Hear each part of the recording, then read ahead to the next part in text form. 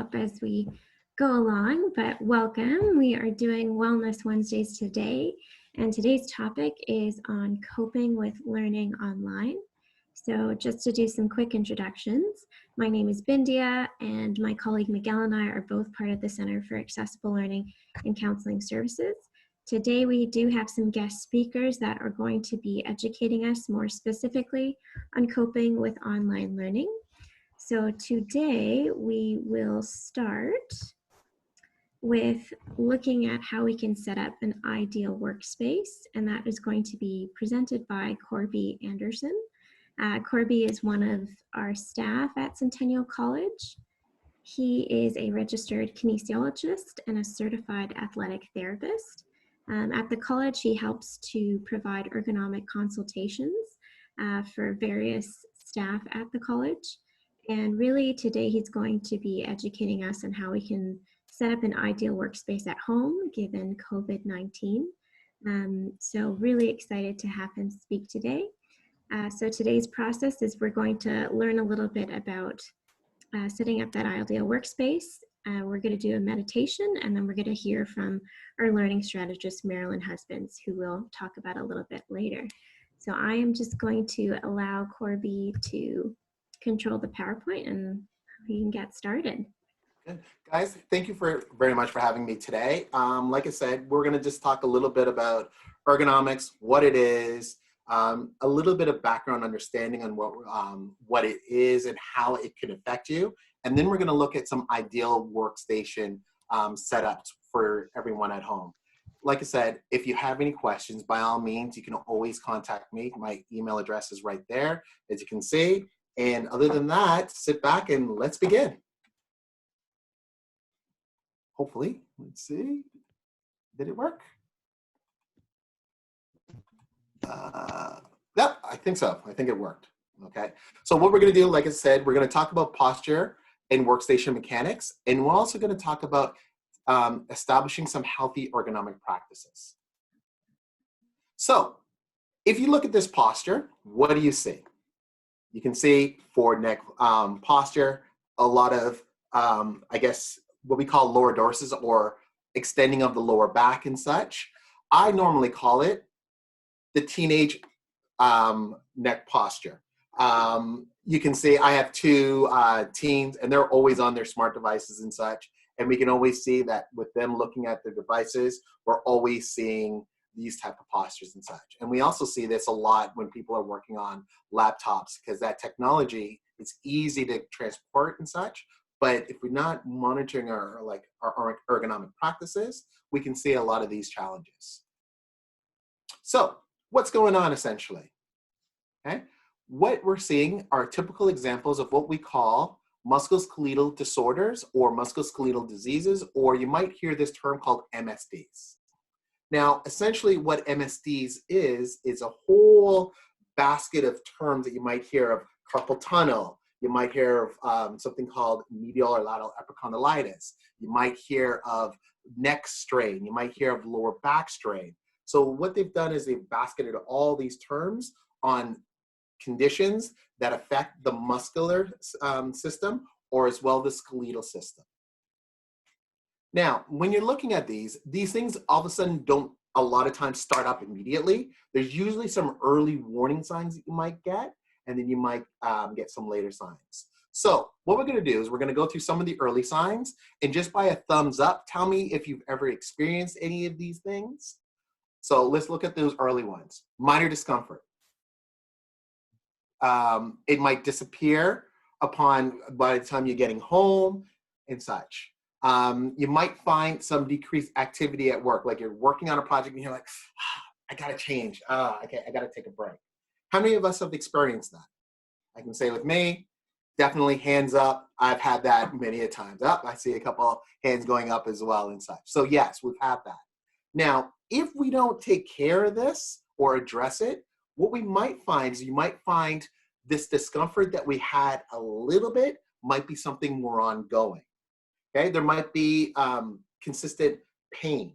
Some people and some clients and patients will describe that pain affecting their sleep. And then when they wake up in the morning, that discomfort and the pain last a lot longer. So it could have this really negative effect over time. Okay? And in some cases, as you might see, it might actually affect the overall posture of your body. I usually use the example of, if you look at sometimes some older generation folks, they may have this kyphotic or this forward head posture, and that's over time with a lot of forward working in mechanics. That thing we used to see in people in the 70s and 80s, because of our work environments and stuff, we're starting to see that in the 40s, 30s, and even in the 20-year-olds, that same forward head posture. So those are some of those key examples of your body changing because of our mechanics. Now, how do these things occur? There's usually 4 key factors, and I want to really quickly talk about those factors. And the reason why we want to talk about that is, if we understand the factors, we can apply the proper ergonomics or postural idea and mechanics and know-how to minimize that. So the 4 factors are force, posture, repetition, and duration. So let's talk about the first one, force. Okay? Now we can look at a force as a normal push or pull. So I usually use this slide up here talking about, if I have to move an object, which is easier? Do I push the object or do I pull the object? Now, what you'll find is, if I'm able to really try and move something heavy, we try and push it. And the reason for that is we can incorporate more of our musculature as well as maintain good postural mechanics. Like you can see in this gentleman over here on the left, his back is straight, he's leaning forward, he's trying to use all of his force to try and move that object. Compared to the pull mechanics, you can see him trying to pull back, but he's wrenching his back. You can see that if he's continuing doing that, he's going to hurt his back and shoulders and such like that. So that's a great example of push and pull. A little later, we're going to talk about gravitational force, especially when we're sitting, and that force that goes on our lower back. So we're going to go into that in a couple of slides, but force is one of those factors. The second is posture, and we have essentially 2 types of posture. We have dynamic posture, so moving around. As you can see in this, this gentleman here, he's reading a book. I don't know why he's reading a book and walking. That's causing a whole other set of problems. But as you can see, movement is our dynamic posture. And static posture, what we're going to talk a lot about today, is us sitting down. And we're trying to think about, when we do static posture, is thinking about our joints in a good alignment, but it's not under undue stress.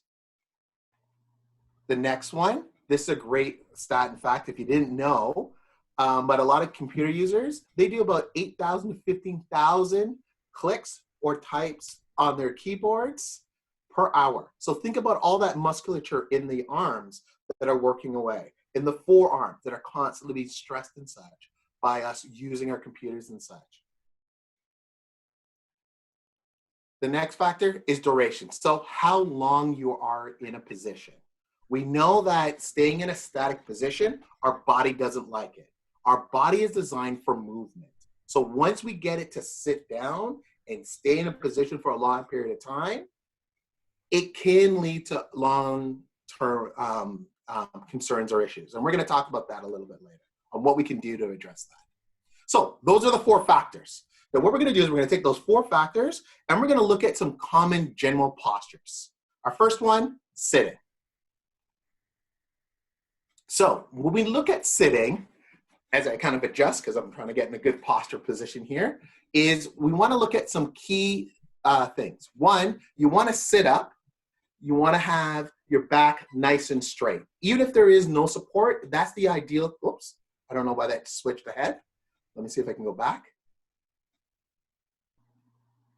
Okay, I can't go back. All right, I'll just stay on this slide here for now. I don't know why that switched forward, but I'll talk about sitting really quickly. Oh, okay, then move back now. All right, so when we're looking about sitting, we're trying to look at our back nice and straight. We want to minimize this thing called the rounding of the back. So you can see in that first picture here, there's the rounding of the shoulders. We want to minimize that. As well as you can see in the second photo there with the X, you can see there's a rounding in the lower back. So ideally, sitting up nice and straight is going to be key. And if you're sitting up straight, then we want to have a little bit of support as well. All right, so let's see if we can go down to the next slide. There's a little bit of delay here. Let's try this. Oh, okay, so here we go. So standing posture. As we can see, our bodies naturally may have various different standing postures. So ideally, what we want to think of this, our ear is over our shoulders, which are going to be over our hips. Those are the big key things. I'm not going to be able to go through everyone's different postures and try and give you corrective tools and all that, but I want you to just keep on those key things. Ear, shoulder, hips. Those are going to be the big key. Okay, so we'll go on to the next step. Now, when we talk about this, I want to look at the difference between sitting and standing. So this is a really great research paper over at the University of Chester that they put on out. We hear a lot of the sitting is a new cancer and such. So ideally, our work and our lives, we're going to be sitting a whole lot. So we got to be able to, keep that in consideration. But we also want to look at some of the research and stats that are out there that will promote idea of standing. So as you can see in this slide, we're talking about sitting, our heart rate actually decreases. When we stand, because we're using more musculature to keep our support, heart rate slightly increases. When you have an increase in your heart rate, you can see that we're actually burning off more energy. So people ask, well, how do I lose weight? How do I burn more calories? Guess what? Stand. You're gonna actually burn a little bit more calories that way. As well as if you are diabetic or pre-diabetic, you can see how blood glucose levels are actually utilized compared to sitting and standing. Sitting, 106, so therefore there's more blood glucose in the body. Compared to standing, muscles are being utilized and all that, less blood glucose flowing into the system. So it's something to keep in mind. So what does all of this mean, this whole sitting and standing? The big thing that we get from that, change positions throughout the day, throughout your work shift. It's gonna be important to really change your positions. Now, with that, let's talk about that posture as we were talking about and that force in sitting. So I have this slide here and you're seeing an arrow going up. Now this is talking about the amount of force that people are having in a variety of different positions. So the first picture, someone is sitting at their desk, feet are firmly on the ground, their back is supported. You can see that there is some force that's going through the back. The second position there, someone is actually typing on their keyboard. So there is a little bit of support, maybe in the lower back, but you can see that they're trying to sit up nice and straight. Their arms are on the keyboard, they're typing away. You can see that the amount of force slightly increases. The next person there, they're holding something in front.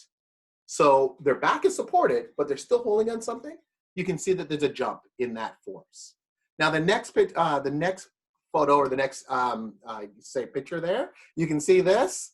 This is what I usually call, I'm in my lecture class, my professor's speaking, and I'm here like, I just need to take a break. I lie back. Why do we do that? It takes the force off. And you can see how the amount of force pressure really decreases. The final one is showing standing. Standing has the least amount of lumbar or lower back force that's going through the body. So once again, what we're looking at is changing positions from sitting, because we're working on a computer, over to standing, because once again, this is going to minimize the amount of force that's going on. All right, so now let's take a look at workstation setup. Since you've now become really good ergonomic specialists and analyzing and knowing the data and the theory behind our workstation setups, let's take a look at how we set up our workstation. So essentially, this is what we see here, right? Feet are firmly on the ground. If you can't touch the ground, there's some type of support there. We have a good visual distance. We'll talk about that a little later. And our back is nice and supported. Those are those key things. Couple things also keep important is you're trying to adapt to your environment. We all don't have this perfect workstation at home that you can go and adjust the tables and your chair is fully capable in adjustment. Many of us are working at a kitchen table, or if not, we're working in our bedroom or in the living room. Maybe some people are in the garage. So we have to adapt the environment to really suit our body. The second thing is one size doesn't fit all. So although I'm going through these theories and techniques, you want to tinker it around and adjust it to your best of your abilities. So this is my workstation up at home, okay? I had to switch down to the basement because it's a little quieter. I have two girls upstairs running around and they're trying to do homework, so I had to slide down here. But my normal workstation is this what you see here. A box, my laptop's on top, I have a keyboard and a mouse, and essentially that's how my setup is at home. Let's go and break it on down. So for using a laptop, one of the things that I would really recommend, or one of the things that's really important, is you want to bring the laptop monitor level up to about eye level. So as you can see in this slide here, they put it on a couple of reams of paper. I use a couple boxes at home.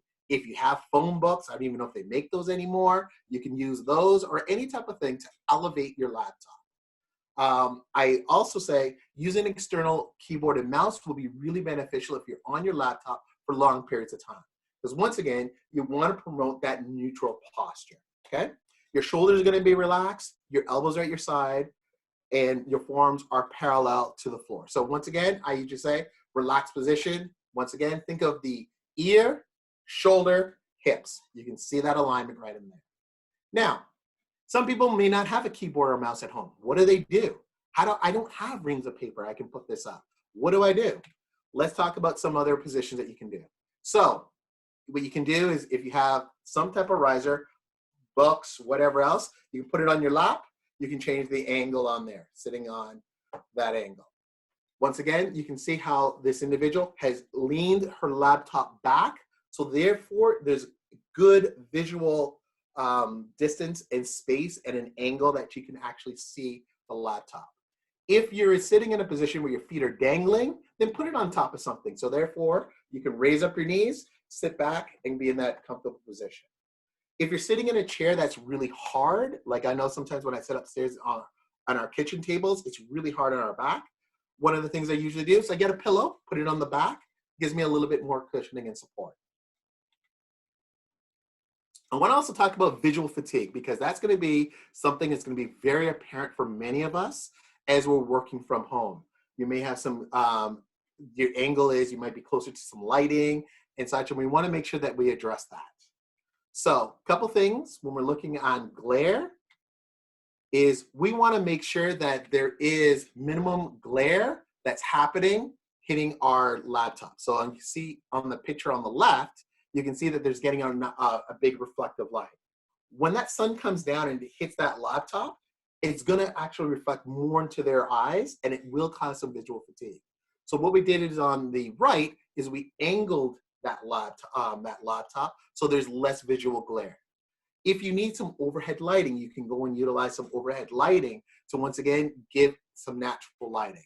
If you're using a desk lamp, angle the desk lamp that is giving more visual lighting to the laptop rather than kind of pointing it directly up into your face. The other thing that I always recommend is something called the 20-20-20 rule. And what the 20-20-20 rule is every 20 minutes, you want to look at something 20 feet away and you want to look at it for 20 seconds. Why is that? Once again, here's the reasoning. A, when I look at something 20 feet away, it changes my head and neck positioning. So therefore, I'm looking at something a little further. My head is in a more neutral position. 20 feet away, it gets my eyes to focus on something else. Our eyes are just like other muscles in our body. If we keep it like focused on a position for a long period of time, you're gonna have vision fatigue. You're gonna have a lot of other complications. So looking at something that 20 feet away refocuses it, strengthens up the eye. Every 20 minutes, it's just getting you into the habit of taking those little micro breaks over the longer period of time. Okay, a couple other things. One, when you're using objects, you want to keep the things that you use most often closer to you. So your laptop, your keyboard, my phone is something that I'm on a whole lot. They're relatively close. I usually keep my tea relatively close as well because I want to make sure that I'm hydrating on it. Things like sticky notes or possibly my notebook, I might keep that a little further because I'm not using that as often. And things that I rarely ever use, I want to keep that further away. So once again, how do I know if something's relatively close? If my elbows are close to my body and I can reach it relatively easy with my elbows close, that's your green zone. Your yellow zone, if I have to reach and just get it, it's just like within my extension reach, that's my occasional zone.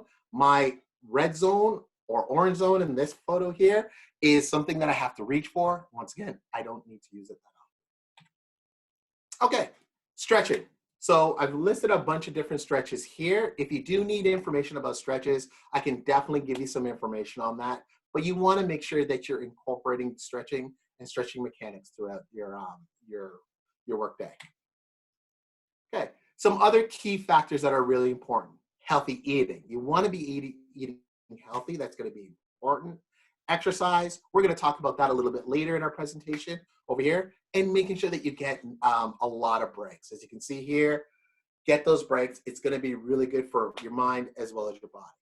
So in summary, for ergonomics, you want to do this. You want to balance your work and rest periods. That's going to be really important and key. If you are standing a whole lot, because some of you guys might be working at your kitchen table doing your work because you have no other place, make sure you're shifting your feet from foot to foot, okay? Once again, it's that whole concept of shifting the body weight, making sure that you're getting other muscles to work rather than staying in a static position. The next point is we talk about avoid long-term flex positions. This is your knees, your hips, your elbows, your lower back. You want to make sure that we're changing your posture in a position. Our body is meant to move. It's not meant to stay in a stagnant position for long periods of time. So you please want to keep that in mind. The other thing is you want to maintain good posture. Use gravity as your friend. So when you're sitting, walking, moving around, think about the gravity and how it's impacting you, and think about, is my posture as best as I can put it? Okay. The final thing is, like I said, for ergonomics, it's a whole encompassing thing. So you want to think, once again, these healthy eating habits, exercise, finding time to relax. And that's essentially it about my presentation with ergonomics. Amazing, cool. Thank you so much, Corby. Now we're going to be moving on to our meditation break. Um, so for those who kind of came in a bit later on, just to let you guys know, my name is Miguel, and I'm one of the health and wellness programmers at the Center for Accessible Learning and Counseling Services. So as we hosted mindfulness workshops last week and heard of a bit of a demand to continue this type of mindfulness activities, we decided to incorporate some sort of mindfulness activity to this workshop. So for those who don't know what mindfulness is, it helps us be present in a moment and provides us the benefits of, less anxiety, stress, and helps us focus on our values. So today we'll actually be doing a 3-minute body scan meditation. So that's super exciting stuff. So whenever you guys are ready, let's, cool. Awesome. So we're going to be starting with our 3-minute body scan meditation. So let's begin by bringing your attention into your body. You can close your eyes if that's comfortable for you, or you can leave it open. You can notice your body seated, wherever you're seated, feeling the weight of your body on the chair or on the floor. Take a few deep breaths.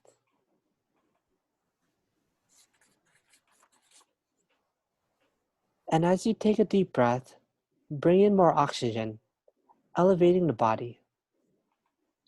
And as you exhale, have a sense of relaxing more deeply.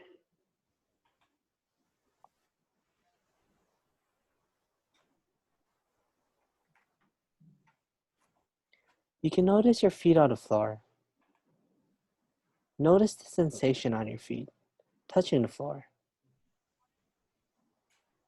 The weight and pressure, the vibration and heat.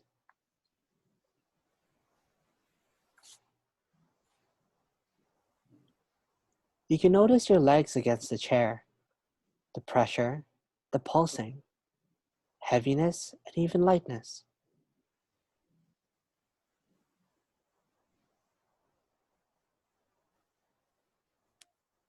Notice your back against the chair.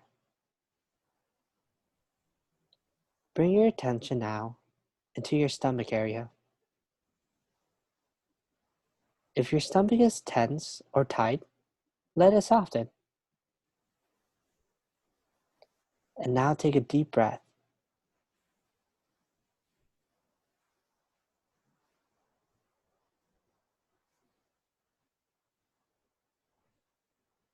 Don't forget to try to unhinge your jaw and let your shoulders relax.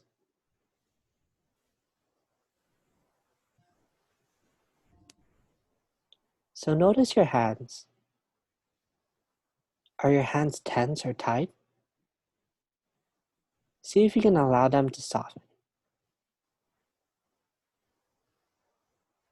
Notice your arms. Feel any sensation in your arms?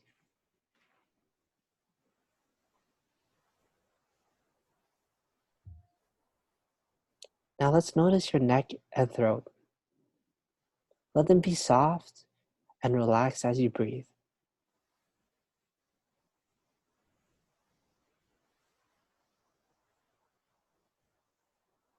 Soften your jaw and let your face and facial muscles be soft.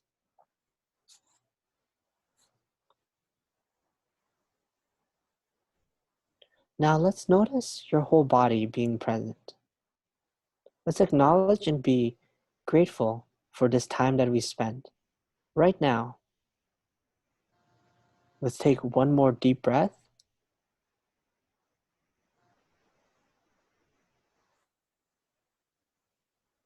Let's be aware of our whole body as best as you can. And when you're ready, you can open your eyes and slowly come back into the room.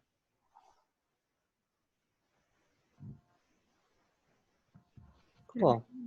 Thank you so much, Miguel. I feel a lot better, and I hope some of you feel a little bit better too. That was a wonderful break. We are just going to continue with our strategies for studying at home. So this is going to be presented by Marilyn Husbands, who is a learning strategist. So a little bit about Marilyn is that she works within our libraries and learning centers, and she works with students on building study skills. So we're really excited to have her, and I'm just going to give her control so that she is able to present. So go ahead, Marilyn. Thank you for being here. Thank you for having me. So I'm excited to do this because this is a whole new way of learning. And as a learning strategist, we always like to learn and we like to share our learning with others. So I'm just going to try to move this forward if it will allow me. And it's not allowing me. What do I do? Try clicking that. You should see on the bottom left hand, there should be the option to move the arrows and click. Oh, there we go. You go. Yeah. There we go. Okay. So today we're going to talk about some strategies for studying at home, resources for online learning, and some learning center services that will help you in your journey. Okay.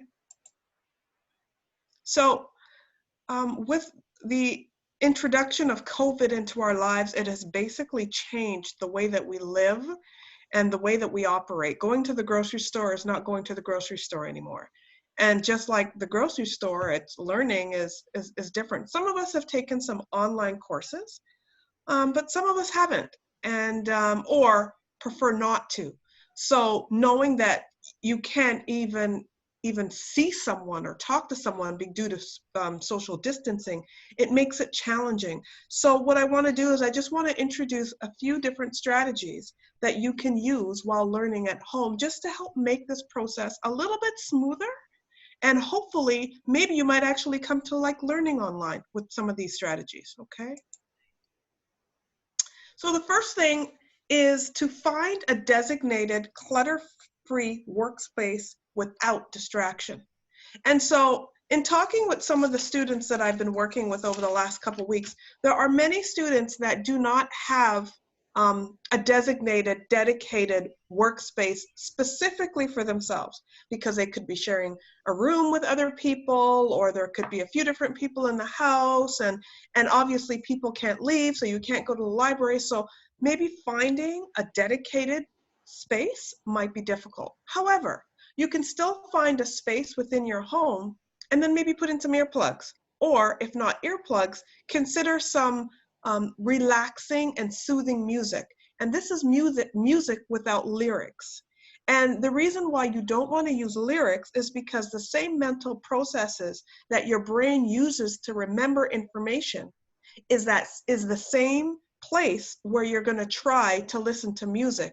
And what happens is the lyrics will take over and you'll remember less. So you don't want to engage into music that you thoroughly enjoy, that'll be easily distracting, and would cause you to sort of lose focus. You want to get something that's soothing and relaxing so that you can be focused in doing what you're doing and then still be able to get the work done. Tip number 2 is be equipped with all the necessary resources and technical equipment. So just like Corby had mentioned, with the space around the desk in terms of the green and the yellow and the orange, and so determining where to have those resources, but you want to ensure that you have a microphone if you don't have a microphone, or headsets, maybe the sticky notes, pen, pencil, erasable pens, erasers, just notebooks, notepads, applications that you're going to need online, maybe phone numbers, your phone, just different types of resources so that when you are trying to do focused study, you're not going to be interrupted, because we want to be distracted. If we don't have the resources around us, then we're just going to get up and get those things, and then all of a sudden we've moved off of our plan. So having it really equipped and around us would help us to be more focused. So tip number 3 is block out distracting websites and apps, and especially with self-isolation and us not having to leave the house, the internet use has like skyrocketed over the last 3 weeks. People are on social media more than ever. And it's even more distracting for students. Students will spend upwards of about 5.5 hours on social media or internet per day. I was actually doing a workshop where I had a student that spent up to 12 hours a day on social media or on their phones. And so therefore, for every hour that you take on a website or on an app that is not linked to your academics, if that hour is taken away from your studies. And so there are a lot of apps out there. There's a lot of different types of applications that you can download onto your computer, and just different strategies that you can use to help block out those distracting websites to allow you to focus for a certain period of time.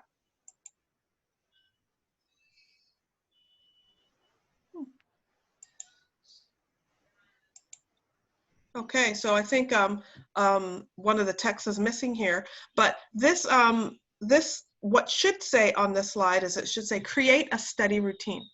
So the benefit of having a study routine is, or just any sort of daily routine, get up, have a shower, have your tea, maybe do some reading, take a break, whatever that routine looks like. It could be exercising, it could be meditation, the very first things that you do. The reason why you want to develop a study routine is because then you'd begin to develop some habits. And once you start developing some good habits, you're going to be developing those habits that are connected to your goals. And what it will also do is it will help you to eliminate some of those bad habits. And so because we are in a new situation and this is a new normal for us, we want to start building some good habits so that we can meet our goals, because we're not going to be self-isolating forever. And we do have some goals that we want to achieve. So having this routine allow us to be focused on those goals.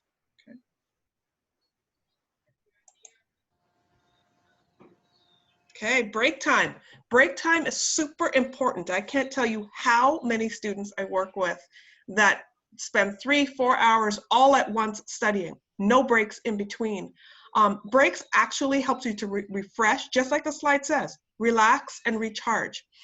Having, at the beginning of a study session, you could be at 100% performance, ready to go. Within about 20 to 25 minutes, your performance will drop down to about 40, maybe even 35%.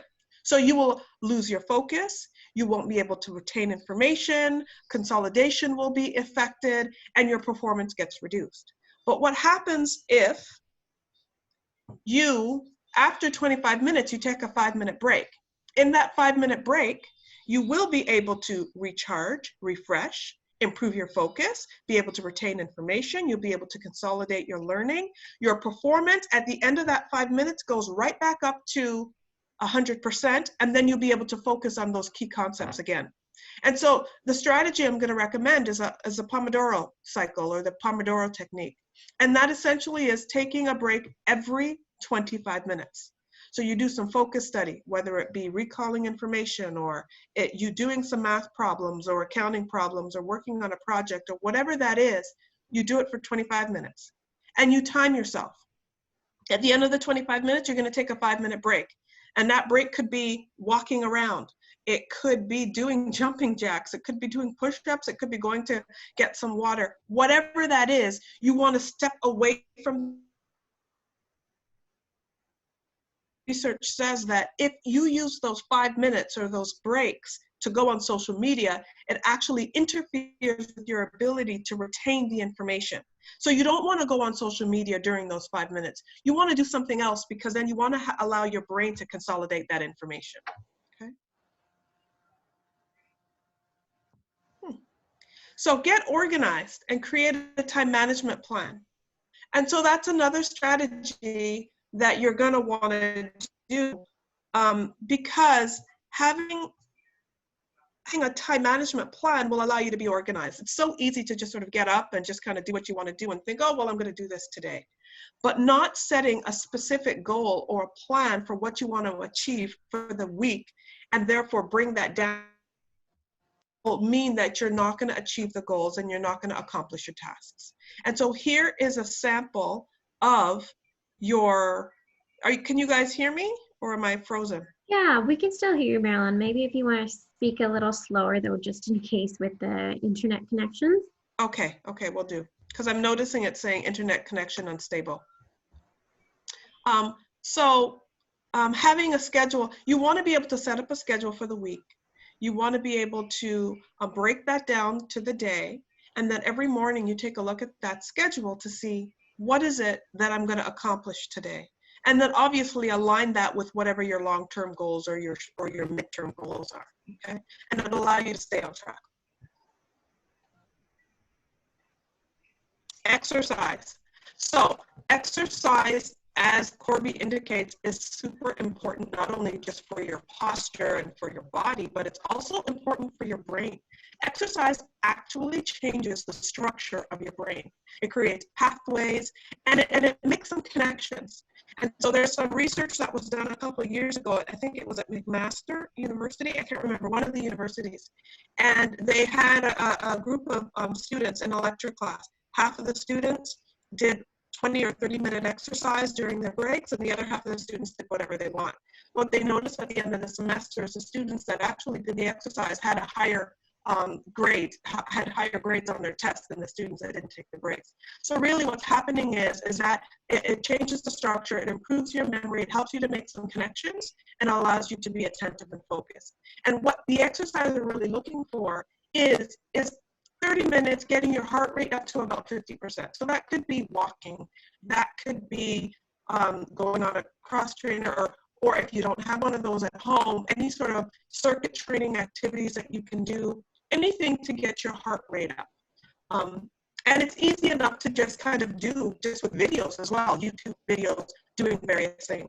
So you're going to want to try to incorporate that. And I'm not going to say to start off with 3-4 times a week. Start off with once a week. Do that for 2 or 3 weeks, and then maybe add a day. And then maybe do 2 days a week for a few weeks, and then add a third day. So develop the habit really slowly.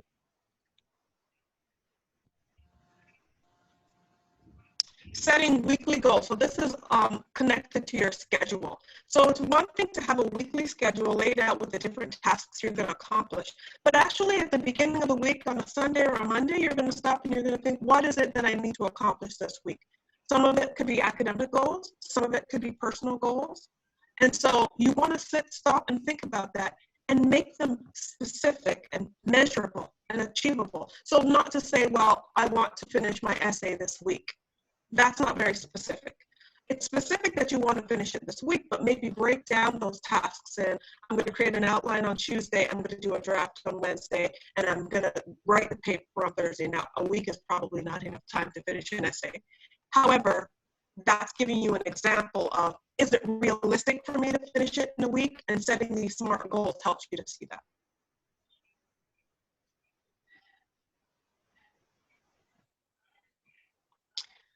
Staying hydrated.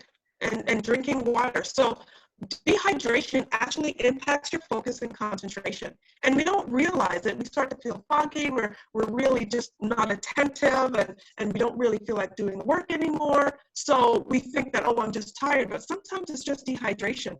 Many times when people tell me if they have headaches, the first thing I ask them is, have you drank any water today? How much water have you drank? Because sometimes dehydration really impacts that.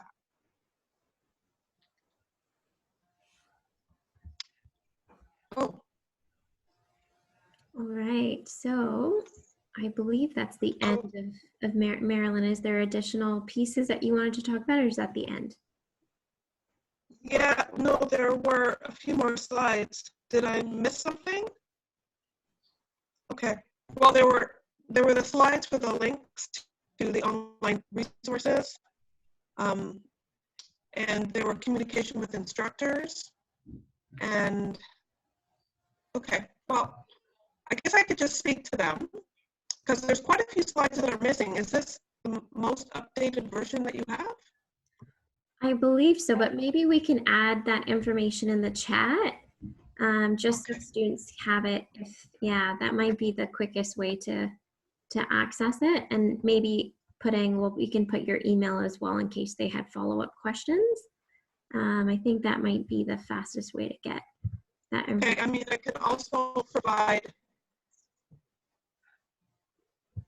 I can also provide a PDF of the PowerPoint if people are interested. So just a couple things. There are different ways to connect to get support. There is peer tutoring available. That's done by Skype. We can set up study groups. That's done by Instagram Live. You can meet with a learning strategist. We can do that by Skype or Zoom, and in some cases, Adobe Connect. As well as we do have math supports, which is done by a free channel called Discord. And if any of you guys are having difficulty with video conferencing or any of the software that you're using, the library is providing peer tech mentors to be contacted through the library website. And you can use, I think it's the free chat Discord site to allow you to connect with a peer tech mentor just to get some of those technical issues resolved so that you can continue communicating with your classes and with your instructors and so forth. And I guess that's about it. Great. So I'll just open the floor now. If anyone has additional questions for Corby or Marilyn, you can ask them in the chat. So you can access the chat by clicking on the chat icon by scrolling down. Or if you want to unmute your mic, you can do that as well.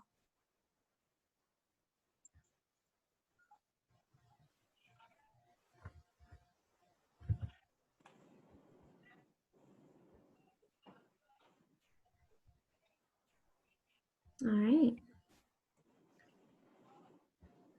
Okay, I don't see any questions. So I'm just going to move on just to do a quick thank you. But if you have time, we'd really appreciate if you could access the survey and share your feedback on how today went and whatnot. We will work to make that information available. So today's PowerPoint, but updated with Marilyn's information, and we can do that. We are generally posting on the Student Hub, so that's where you can find it, and we can also repost about it through our advertisements if you're interested in that information. Next week, we do have one more Wellness Wednesdays, and you're welcome to come to that as well, where we'll be talking about tuning into one's strengths. We will keep this meeting open in case there's any last minute questions or comments. I just want to add as well that we attached the link to the survey on the chat as well. So if you want to just click it and go ahead, feel free.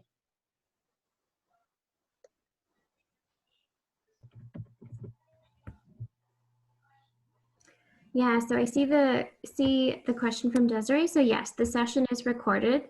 We do post it on the Student Hubs. There's a link so you can get access to the information there.